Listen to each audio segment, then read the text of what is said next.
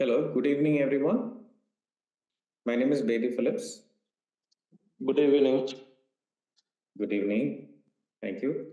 So now today we have a session. I would like to welcome Dr. Hashmi.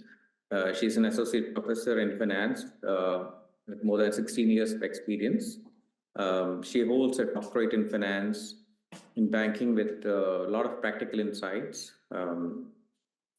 She has training experience in companies like Tata Insurance, HDFC, mutual funds, and various other VFSI firms. She's also a certified trainer in SAP. She's currently focusing on the confluence of finance, technology, and innovation to help corporates in their training initiatives. And let's all welcome her. And I hope this session would be an interactive session. And thank you, Sir Dr. Hashmi, for joining in. And welcome her. And let's make this as much as interactive as possible. Thank you. Hello, very good afternoon to all of you. And today, definitely, we are here to have a very engaging discussion on the topic of what could be the trends which will shape the financial markets. So you can also give your inputs. It is not like we are just going to have a one-way discussion or a monologue. It is where each one of us are going to contribute to what are the trends that we see which will shape the financial markets. And this is very important because now what we are seeing is change in the economic order in the entire world. Okay, what we are seeing is that the United States, the European countries are witnessing severe downturns and crises. And on the other hand, the other parts of the world, the Asian, African economies are going to come up the economic ladder. Okay, so let us see what can be some of the trends and important aspects which will influence the financial markets. So recently, if you definitely went through some of the global headlines and global news, you would have heard that the US Federal Reserve. So you all know what US Federal Reserve does? You all are aware what the US Federal Reserve does. The chat box is also open for your contributions. Okay, repeat the question. We didn't hear. So my question is, like, what is the role of US Federal Reserve? What does US Federal Reserve do? Yeah. So every country has a central bank. Now, a central bank is responsible for majorly controlling the money supply and also ensuring the credit flow in the country supports the economic growth. Okay, so every country, every nation has a central bank. This role of the central bank is to control the money supply as well as to ensure that there is good amount of credit circulation so that the economy grows. So US Federal Reserve is the Federal Reserve or the central bank for United States of America. And obviously they are responsible for money circulation, not just in US, but in the entire world. Because US dollar is a fiat currency. Okay. So when I say fiat currency means it is a currency for the whole world. Okay, like you can travel to any country in the world with US dollars and you can easily do whatever transactions you want to do. Correct? Okay, so we are well aware about that. So thereby US Federal Reserve's decisions are very key and they're very critical to the entire world. Now recently, what did US Federal Reserve do? US Federal Reserve reduced the interest rates by 50 basis points. Okay, so when I say that they reduce the interest rate by 50 basis, it means that we are reducing the interest rate by 0.5%. So recently, US Federal Reserve reduced the interest rate by 50 basis points. Now this happened almost after 4 years. In 2020 was the last time when the interest rate was reduced. And now in 24, almost in the latter part of this year, the 50 basis point reduction. Now, whenever the interest rate is reduced, okay, so whenever the interest rate is reduced, what happens is that the loans become cheaper. Obviously, many countries today, including the United States, are driven by loans, are driven by credit. If credit or loans become cheaper, more people will take loans, buy houses, buy cars, take education or take loans for education, start new businesses. Existing businesses will take loans to expand their businesses. So this kind of cycle will follow in the economy, which will contribute to the growth. And at this juncture, this was very much required because, as you could see, that economic situation in US was kind of becoming a little poor and weak because a huge amount of aids have been given by US to Ukraine in the past 2 years of the war. Also, US has taken huge amount of loan itself as a nation. Economically right now and politically, US is not very well placed. So thereby this reduction in interest rate is our first economic trend, which is going to influence the markets even in 2025, because what is expected that in the coming year also, or maybe before this calendar year is over, we will definitely see another interest rate cut by US. Okay. Also remember, when there are interest rate cuts, also the government securities which the US introduces, like you have the US Treasury bills. I'm sure you all have studied about this. So US Treasuries or Treasury bills are instruments which are issued by a government to raise money for the short term. So if the central bank reduces the interest rate, even the interest or the return on these treasuries will become lower. Okay, and this is what will impact the money circulation in the entire world. So thereby the interest rate reduction in US is a very, very key factor which is going to influence the markets. So now this can bring a very big boom. Okay, this can bring a very big surge in the financial markets because this will bring development. People will have their loans become cheaper. They will have money with them, and thereby, because of this little money that they have with them, they can even invest in the financial markets. Okay, so let me show you something which will talk more about this interest rate reduction. The Federal Reserve has been climbing a mountain to combat stubborn inflation so fast that it raised its benchmark interest rate 11 times in 16 months, then left it unchanged for more than a year. But now, the committee decided to lower the target range for the federal funds rate by a half percentage point. Now is a make or break moment for the Fed. while prices have cooled, an uptick in unemployment has reignited warnings of A recession. And so the question now is, can they stick the landing? the central bank likes to keep inflation around 2%. That became a problem in the aftermath of the pandemic. Prices grew well above the 2% mark, eventually surpassing 7% in 2022. For the last 2 years, inflation was the big emergency that was occupying all of the Fed's attention. When the Fed was raising interest rates, they thought the economy was going to have to slow down a lot more than it has. I wish there were a completely painless way to restore price stability. There isn't. And this is the best we can do. And what's happened is the economy's done pretty well, and inflation's come down anyway. By July, the Fed managed to bring inflation closer to 2.5%. And with prices easing, economists have turned their attention toward troubling signs in the labor market. The U.S. economy added 142,000 jobs in August, a slight rebound from the summer's slump in hiring, but a notable decline from a year ago. The cooling in labor market conditions is unmistakable. It's harder to stop a rise in the unemployment rate once demand for workers has cooled. I mean, what you're seeing right now is businesses saying we just don't need workers the way we did a couple of years ago. The Fed can try to avoid further erosion by cutting the federal funds rate, or the rate that commercial banks pay when they borrow from each other.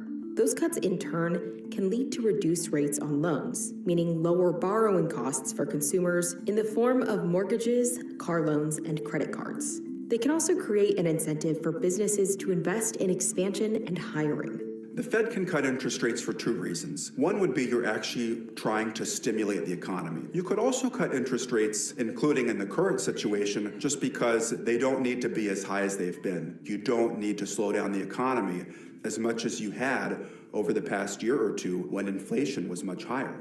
Back to the mountain that the Fed spent the last 2 years climbing. Starting from historically low interest rates near zero in early 2022, the central bank eventually hiked to rates between 5.25% and 5.5% by July 2023, and stayed there. Now they're coming down the mountain, but nobody really knows where base camp is going to be. How far down are you going to go, and how fast should you get there?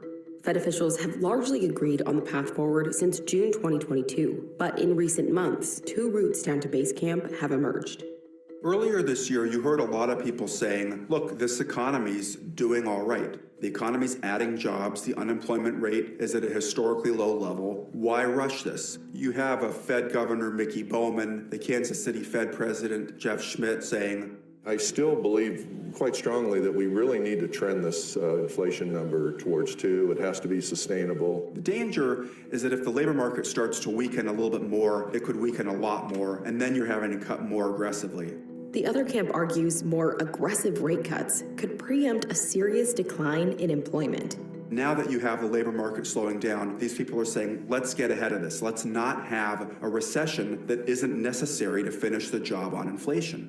There have been a number of Fed officials, the Fed Governor Adriana Kugler, the Chicago Fed President Austin Goolsbee, who have been more insistent in saying, we've got to keep our eye on the employment side of the mandate now. This is what the path down to 2% inflation looks like. The danger, of course, of going too fast is, well, what if some new shock hits the economy and inflation kicks back up? That would be very destabilizing to have interest rates go back up, for the Fed to say, whoops, we cut too much.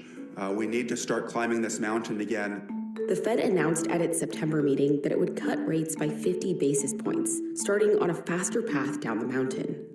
We thought about what to do, and we concluded that this was the right thing for the economy, for the people that we serve, and that's how we made our decision. A 50 basis point interest rate cut signals more urgency here. They raised rates a lot, and they raised rates in large increments on the way up. And so now that inflation seems like it's under control, but there are more risks of a bigger slowdown in the job market than they want, they're going to take back some of those interest rate cuts more rapidly too. But I think you can take this as a sign of our commitment not to get behind. And so there'll be big questions now around, well, do you expect to do this again in November and in December and early next year? How fast do you think you're going to take back the interest rate increases that you made in 22 and 23? As the Fed charts its way forward, a lot remains at stake for the economy and Powell in the months ahead. It would put Powell on the Mount Rushmore of central bankers if he can stick the landing. Is the economy just going through a soft patch? Or is it falling into the recession that has been long predicted by many economists? The next 6 months could be pivotal to determining which of those we're seeing unfold here. Okay, now I want all of you to respond to one of my questions in the chat box. Now this question is that why does a country increase interest rates?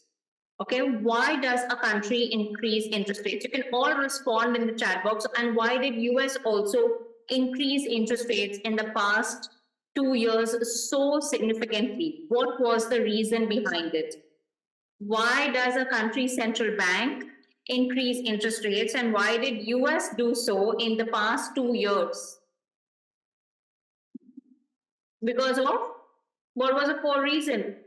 The core reason was, of course, the inflation that led to US increasing the interest rate significantly. And this inflation was the impact that came from the Russia-Ukraine war. Okay, where the fuel prices went up, there was havoc in the international market, geopolitical issues. And that's the reason, because of the increasing inflation. To counter that, definitely US and other central banks increased the interest rates because they did not want excessive money supply in the economy. When you do not want excessive money supply in the economy, you are in a way reducing the money supply, which is also going in the financial markets. Okay, so if the interest rates are rising, remember that the impact will be that the financial markets will not do well in this scenario. Like if in any nation they keep the interest rates increasing, that means the loans will become expensive. In turn, it will result in lesser investments in the financial markets, less demand in the financial markets, and that will lead to financial markets not doing well. Okay. Also, expensive borrowing, expensive loans will also lead to companies not doing well. Expensive loans will lead to individuals not having enough money. So this is going to be a very tight, very tightly fitted scenario in our economy where people will not have money and they're all like fitted in a box with the pressure of increasing interest rates. So now is the time after so many increases in interest rates. What we see is that now US is reducing it. So let's see in the near future what could be the possible impact. I'm going to share some points with you for interest rate dynamics. Just give me a minute. So you can see what could be the possible impacts of interest rates. So this is a very, very important aspect in finance when we speak about the interest rate changes or interest rate dynamics. Okay, so if inflation is increasing, definitely you want that the interest rate also would be increased. This is a practice that the central banks follow. Okay, any questions anyone has for the first trend that we're talking about, that is the interest rate impact? Please read through these pointers. Also, one very significant point here is that a nation like US was a zero interest rate economy. Yeah, I'll just come to you. Okay. And with the interest rate increases now, US has become an economy with 5% interest rate. Okay, now, Doc, thank you so much. What should be done to keep inflation not increase rapidly? Okay, so I think your question is what should be done in this scenario, okay? So Yes. basically, if you see in this scenario, what we should try to do is, if we see that there is a promising scope in the financial markets, try to invest in the financial markets, take advantage of that and make some extra money and ensure that, this money can be used for future contingencies. Any other questions? Okay, so both ways now what we are seeing is decline in the interest rates. Now, what is the second factor you think? Everyone's clear with this interest rate? So what you think is the second factor which will influence the markets in the future? The second and the most prominent factor at this point in time, of course, are the geopolitical issues. Okay, and we're seeing a very, very different kind of a political landscape at this point in time where Middle Eastern nations are at war. Initially started with the Russia-Ukraine war and the NATO being one of the center of, or the reasons behind the war. But then eventually now this war has spread to other pockets of the world. And now if you see, it's become like a Middle Eastern war at this juncture. Now, this is a little risky for the whole world because the Middle East includes the countries which are the oil producing and exporting nations. And again, crude oil is a very, very significant commodity when it comes to inflation. When Middle Eastern countries are at war, the crude oil prices could go higher, okay, and this could trigger inflation in the entire world, okay. So this is what the impact of geopolitical tensions could be. Also, we have seen that because of the geopolitical issues, there has been a lot of impact on trade. Red Sea and various pockets again have been impacted because of the missiles and the missiles being fired and the attacks happening. So even the world trade is getting impacted.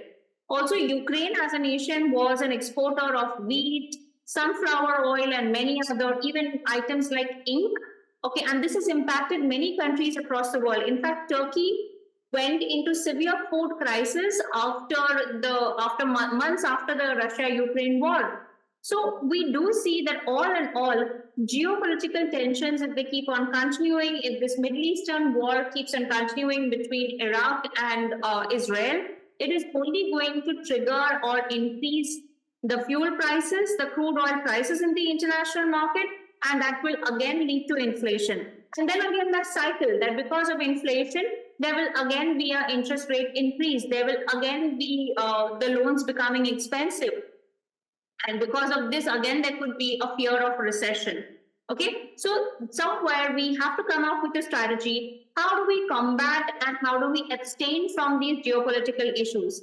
At no point in time, we should have countries fighting at war because it only leads to not just the land destruction, but even economic destruction. Okay. Now, this is a very, very important indicator which shows the impact of the geopolitical issues on US and UK. Now, this geopolitical risk index has been devised by BlackRock. And we will just see that how this dashboard has been updated and what kind of geopolitical impact do we see in the coming months. Because this is how we would have our impact coming up in the near future as well, like in 2025. So this is BlackRock's geopolitical risk dashboard. Again, this can be very helpful. Okay, let's have a look at the latest September report. I hope you can all see the screen. So as I told you, Middle Eastern regional war risk. Okay, so recent exchanges between Israel and Iraq and the Gaza, all of this has led to like a major conflict in this region. Also, we do see a lot of tussle between US and China. And US and China is also impacting Taiwan because China wants Taiwan to have their one China policy, whereas Taiwan is a nation which has been very, very pivotal and leading for the semiconductor. All of you must have heard about TSMC. That is Taiwan Semiconductor Manufacturing Company. It's the largest semiconductor manufacturing company in the world. And TSMC is setting up some manufacturing plants in US, in Arizona. Okay. China needs to capture Taiwan so that they can have complete control over the semiconductor manufacturing company. Okay. Also, what we see is that going forward, semiconductors are going to be one commodities which are going to become as valuable as the crude oil. Okay, Russia-Ukraine conflict is continuing. Let's move to the chart now. So this is our table, and this table highlights that definitely the tensions between US and China are also impacting the trade which is happening in the South China Sea. Okay, so these are all the details. This is a very, very good kind of a document which highlights all the geopolitical issues. I'll just share this link in the chat box for all of you to read in detail as students of finance and economics. Okay, technology decoupling, that is with the semiconductors and the other technology. And now another big question is who is going to be the president, the US president, that is also going to very strategically influence the US-China relationship. Okay, Russia and NATO conflict, Russia's invasion of Ukraine, which is continuing for now almost more than 2 years, started in February 2022. How long will the European nations continue to support Ukraine and what is the future of this war? Okay, right now, the risk is also the escalation to other countries beyond Ukraine. That could also be a matter of concern in the near future. Okay, Middle Eastern war. So again, in the Middle Eastern region. Also with this in the background, there are a lot of cyber attacks, which we continue with whenever there are geopolitical issues. You do see a lot of cyber attacks happening. Different countries also try to not just attack with missiles, but also have cyber attacks. Okay, emerging market political crisis, so a lot of political crisis in various nations. Also, new presidents have been elected in Japan, in Singapore, and they have taken some very, very different kind of decisions. So after this geopolitical thing, we're going to discuss about the political situation. Also, we do see that some of the nations like Canada are also at kind of not having good political ties with other countries in the world, which is also influencing the financial markets. Okay, North Korea. So it's pushing its nuclear buildup and it's taking proactive actions for missile launching. So impact of climate risk, but these are not very, very strategic, as strategic as the geopolitical issues. Okay, so every country is implementing low carbon, low emission strategies. And this also, the ESG is going to influence the financial markets in the coming year. Okay, what kind of practices each country takes up to reduce their carbon footprint? How they put capping on very high emission based industries like steel, cement, and construction? Okay, like China has put a capping on steel and cement, whereas in other nations, we don't see this. Okay, again, Paris is a nation which is very serious about Paris, Sweden, etc. They're very serious about climate conservation and their climate policies, and their companies are taking a lot of decisions to go on the greener side. Okay, what we see in other countries is also a lot of implementation of sustainable practices, like having solar panels or other renewable energy. In India, we are also seeing a lot of substitutes to crude oil coming up, like we already have electric vehicles. Then we would see blending of ethanol with crude oil to reduce the crude oil concentration. And maybe in future, we will have hydrogen powered vehicles as well. This is what is happening on the global front with respect to preserving the climate. And these aspects also will promote companies which are, manufacturing ethanol, which are manufacturing greener products like green energy-based companies. So your ESG practices, environmental social governance practices, your climate risk is going to promote more companies in the financial market with these green products, okay, whether it could be green energy, whether it could be in the form of hydrogen or substitutes to crude oil, coal, etc. Solar cells, solar panels, all of these companies will get a lot of boost in the financial markets, and they will find a special space in the financial markets. Okay, any questions here? Now, we've been speaking about inflation, but there has been one nation in this entire world where there was only a scenario of deflation, that is the opposite of inflation, for 30 years. Okay, so Japan, because they have an aging population, because of this, they structured their economy in a very different way. They always had negative interest rates. So we had US with 0 interest rates, where you don't get any money for parking your funds in the bank, and you might get loans at 1 or 2% in the earlier days. Okay, but Japan was a country with negative interest rates. You pay for parking your money in the bank account. Okay, there was deflation.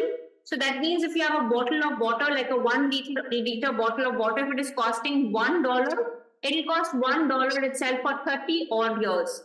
No change, no increase in the value of the salaries, wages. Okay, there would be no change for 30 years. It was complete deflation in this nation. Many times the Japanese government did various experiments, okay, like introducing more currency in the market, introducing more money supply to influence the inflation, to bring in inflation. But these experiments did not work. There's only one thing which worked for Japan, was the Russia-Ukraine war, which brought in inflation. Okay, so let us see a small video here about Japan's money experiment. And now, Japan post the Russia-Ukraine war is witnessing inflation. There is growth. Okay, can you name some Japanese economies, Japanese brands that you're familiar with? Can you tell me in the chat box? Some Japanese brands, please. Come on, I'm sure some Japanese brands are known to all of you. One very famous one is Sony, Toshiba, Haier. Yeah, these are known to all of you. I'm sure Sony is. What about Toyota? Yeah. So these are some of the Japanese brands which have been like the world-class brands for so many years. Now let us see what kind of experiment is coming our way in the near future. Imagine a place where everything money-related is frozen in time for almost 3 decades. Your salary doesn't budge, the price of your unagi bowl doesn't change, and the interest rate on your home mortgage is closer to 0. Well, that was a reality here in Japan. We were used to the price of everything staying pretty much the same. But it wasn't always like this. Since the end of World War II, Japan has been ground zero for some of the biggest experiments in economics. Older Japanese like Tomiko, a pensioner, and Suetaka, who runs a real estate agency, have experienced a roller coaster of changes throughout their lives. Now, Japan's central bank has decided it's time to end its latest experiment and exit negative interest rates. For the first time since 2007, the Bank of Japan, or the BOJ, raised rates. YCC gone. the end of negative rates as well. So how did Japan decide to manage its economy so differently from the rest of the world? And how is this massive shift going to disrupt day-to-day lives across the country?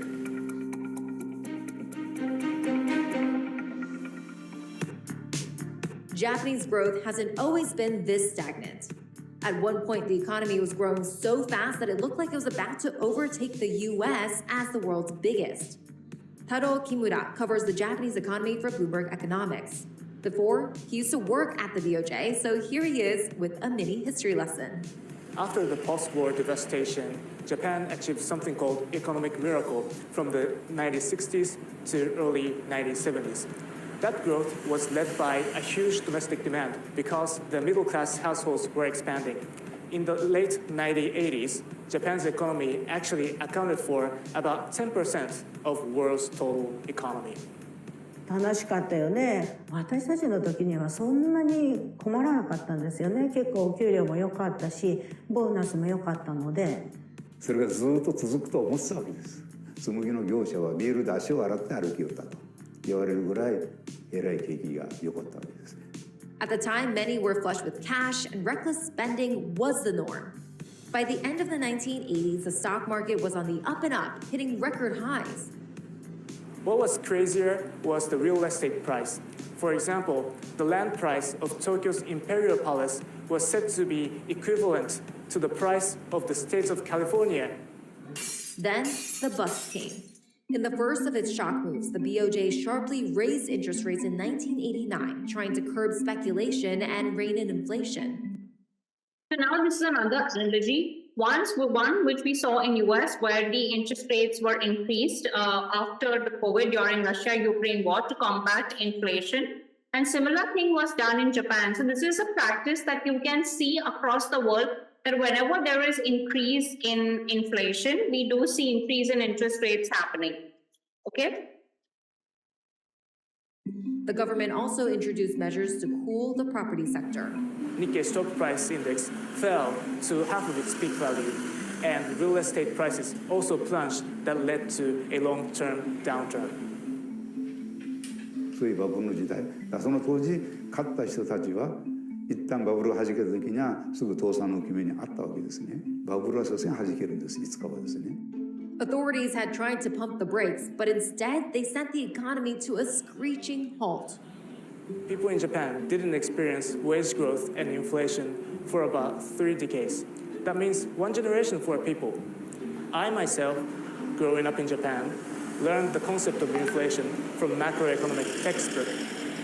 Living in the world in no inflation make people attach a certain product with a certain price.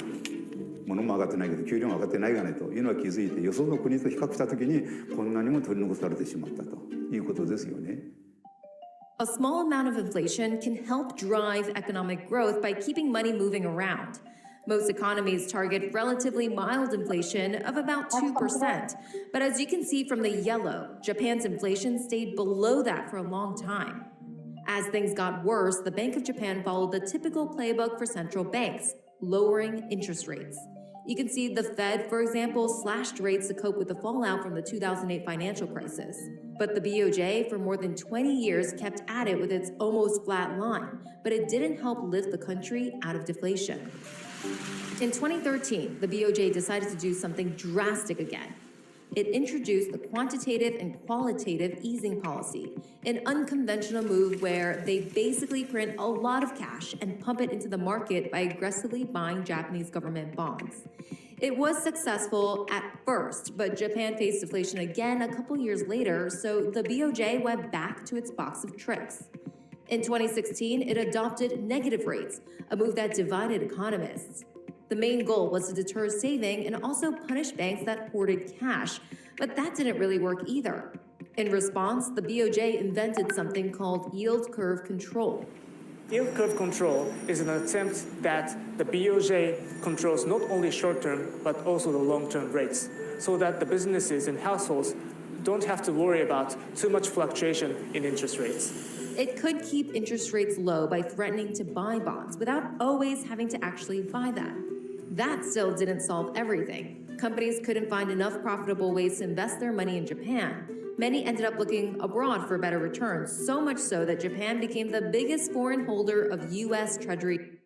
Now, this is a very, very critical aspect, that because there was deflation, no growth in Japan for almost 30 years, what was happening is Japan and China's institutional investors started parking money in the US government treasuries.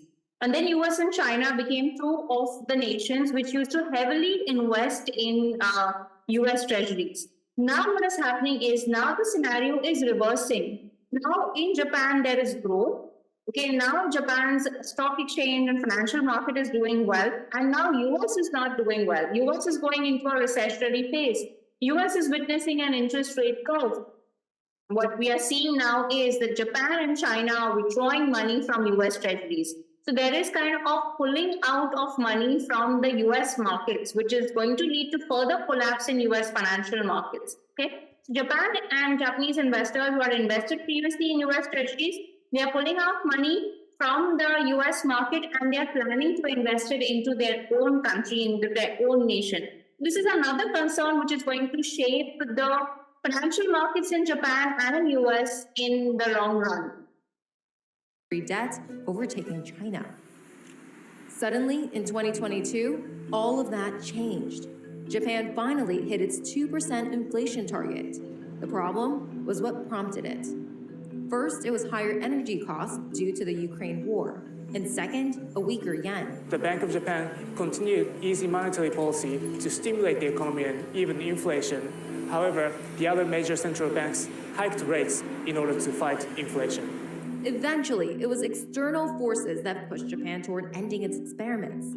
In other words, it was not the sort of inflation that Japan wanted because it wasn't coming from consumers spending more. Wages stayed low, even as inflation hit 4.3% in January 2023, which was the fastest in decades. But it still caused the yen to weaken, boosting profits at companies like Sony and Toyota, which sell products abroad. That finally brought about some signs of change. The business leaders who used to be reluctant to raise compensations in the fear of having a lot of fixed costs now started to become open to raise wages. The main labor unions secured the biggest wage increases in 30 years. So finally, on March 19, 2024, the BOJ took a big step. The Bank of Japan has ended negative interest rates 17 years since the last hike. They're scrapping the yield curve control, and they're also going to essentially pare back their purchase of ETFs. Raising the interest rate from negative 0.1% to a range of 0 to 0.1% doesn't seem like much, but it does put Japan back in line with other economies. We asked at the top that if Japan's negative rates experiment ends, what now? Well, okay. So what we see in the near future is that once we are seeing that economies like Japan, where there was negative interest rates, now they have stable interest rates. And because of that, in future, we will see that these financial markets will do better. These financial markets will be booming, okay? So in turn, we will definitely see nations like Japan, which has a stock market index like Nikkei, which will definitely be, doing well. We do see inflation as a major trigger behind this. So you can see in one nation, that is US, we do see a kind of recessionary phase, but on the other, we do see a growth phase, okay? So let's see how these economies continue to shape up. But yes, definitely we do see growth coming up in Japan, and it's going to be very promising. Negative interest rates are not going to exist anymore, and this could be very, very different for an economy like Japan. Okay, any questions till here? Now, our last segment is going to be looking up the economic order.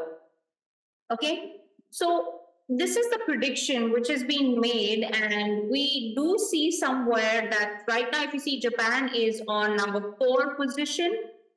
Okay, so this is how the economic order looks like, where you see UK, where you see other European nations settling down at the bottom, unlike in 90s where you see them at the top. Okay, where you see Japan on the number 2, but now you see Japan sliding down to number 4. You see Indonesia coming up, okay, suddenly, and you do not see any Canada here, which was there, and you also do not see any of the other European nations. Like a European nation like Germany is kind of shrinking down, and you see Brazil coming up. Okay, so this is where you do see a kind of a change in economic order. Of course, US and China are kind of fighting for the #1 position, though as GDP, okay, US still remains on the #1 as of now, but going ahead, their political scenario. So who is going to be the next US president? Okay, that is going to, whether it's going to be Kamala Harris or whether it's going to be Donald Trump, that is what is going to decide the fate of US in the future. Their financial markets, the way the money will be managed, their policies and relations with other nations, all of this is going to revolve around who is going to be in that presidential chair. Who is going to be, because see, Trump had very different kind of relations. Trump was also not in favor of wars. Okay, so let us see that who comes up and what kind of influence they have in the world markets now. Okay, so as we close down on 2024, we do see this economic order, but what is going to be very remarkable is to see in 25 whether we continue with this economic order. What do you feel? We're going to continue with this economic order? Do you see any other country coming up in this economic order? Yeah, because this prediction is coming from the World Bank and the IMF.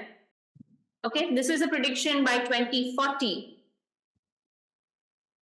where China would outgrow US as the world's largest economy in terms of the GDP.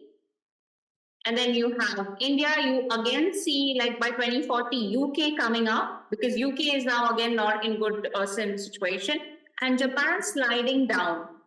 Okay, so this is our long-term prediction by 2040. This is where the nations will stand.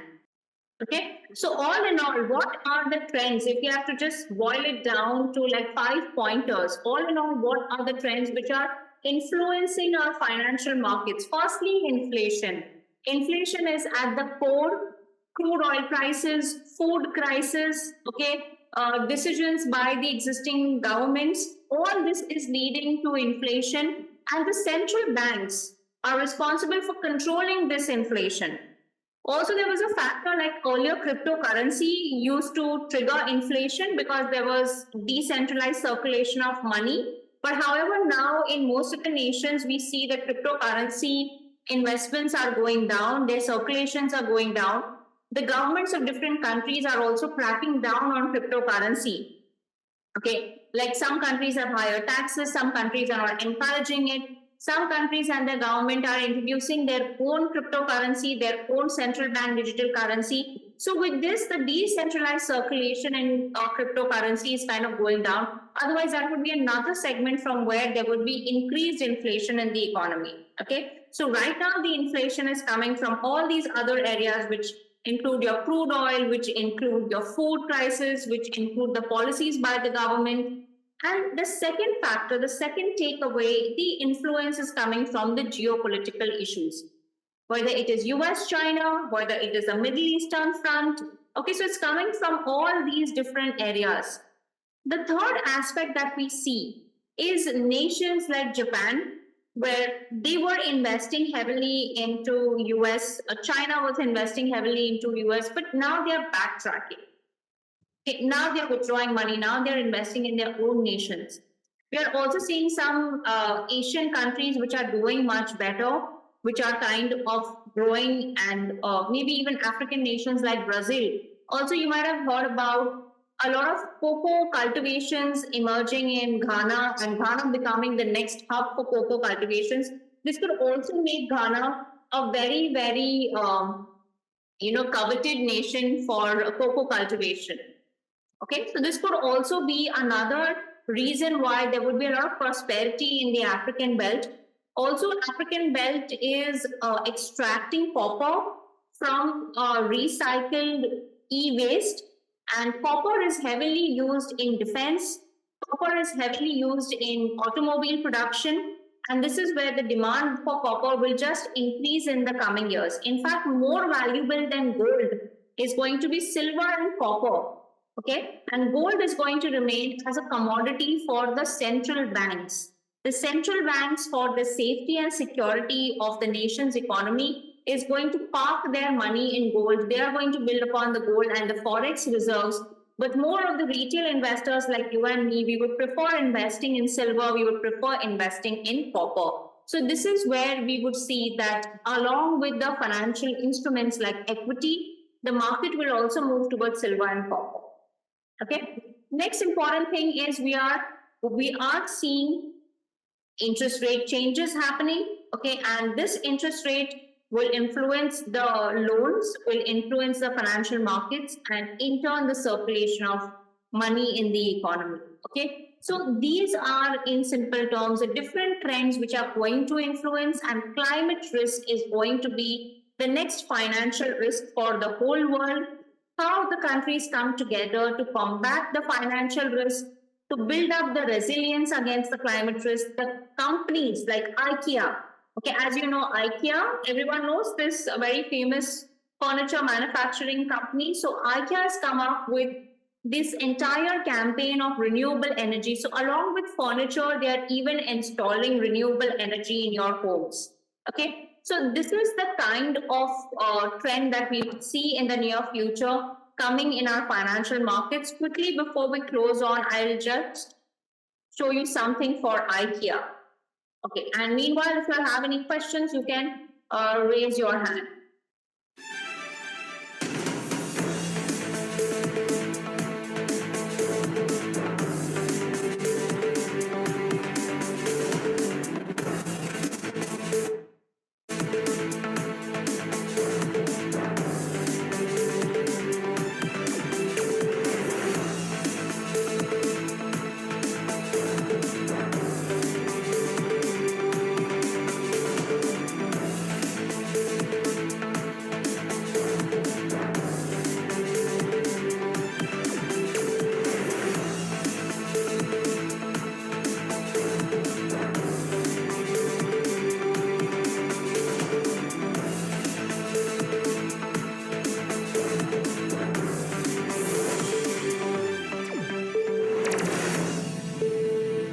So IKEA is present across the world.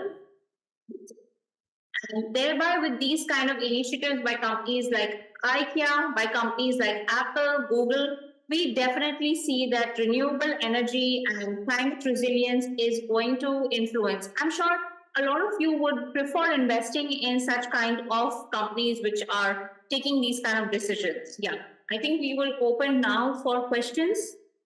We have about 5 minutes because I believe that you also have an ensuing class after this. So I hope you all found this session informative, and I would request if all of you could also follow channels like Wall Street Journal, Bloomberg. Okay, these are very, very informative, particularly for economics and finance. So all of you are students of economics and finance? Yes. Any questions? Okay, there is this link I am sharing with all of you in the chat box in case you want to read more about interest rate changes. Okay, I'm just giving it to all of you in the chat box. How does interest rate impact the economy? Okay, so please read this. I'll do that. I'll definitely share it with the Edubex team, my slides, which will be sent to all of you. And even our session recording, I believe they will share it with all of you. Apart from the takeaways which I mentioned, which will influence the financial markets, do you feel is there any other factor which will influence? Do you feel there are more factors which will influence the financial markets? Yes, please go ahead. Philippus, you want me to unmute you? I'll do that. Yeah, go ahead. Yes, Doc. What about global warming? What about? No, to answer your question, you see if there is any factor which is influencing the market, and then I said global warming. Okay, I'm not able to get that word very clearly. Probably you can type in the chat box. Yeah, anyone else? What are the factors you think will influence? Okay, pandemic. So Diana says pandemic and food crisis. That's also right, because there are a lot of predictions that there could be another pandemic in the world. And if we see such kind of geopolitical problems, then there could be a food crisis. Global warming, Okay, part of the climate issue. Yeah. So these could be a lot of factors. Even you could have a lot of artificial intelligence, okay, in impacting the way we look at financial markets, the way we look at investing, like NVIDIA, companies like NVIDIA, which are manufacturing your semiconductors, companies like OpenAI, okay, so which are banking a lot on artificial intelligence. So even artificial intelligence and the technologies which are going to come in the near future related to artificial intelligence is going to influence the financial markets. Okay, so I hope you found the session informative. We will end the session here. All right, everyone. Thank you so much for being interactive, and I hope you enjoyed all the videos and you liked this session. All right, all the very best. Okay, and definitely if you want, we can connect over LinkedIn where I can share some more insights about all of these future trends. Thank you so much. Thank you, Dinah. Thank you everyone for being very interactive.